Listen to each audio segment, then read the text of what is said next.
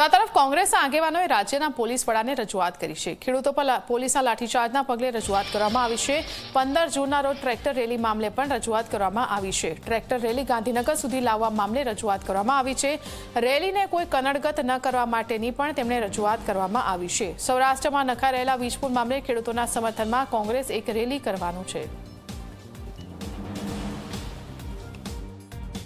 ગુજરાતમાં જે રીતે રાક્ષસી મહાકાય વીજ કંપનીઓ પોલીસ અને પ્રશાસનને સાથે લઈ 1885નો ટેલિગ્રાફ, 2003 ઇલેક્ટ્રિસિટી એક્ટ અને 2013 જમીન સંપાદનના કાયદા ઉપર જાણે બુલડોઝર ફેરવતા હોય એવી રીતે ગુજરાતમાં ખેડૂતોના ગળા સુધી પોલીસનો હાથ પહોંચી ગયો છે।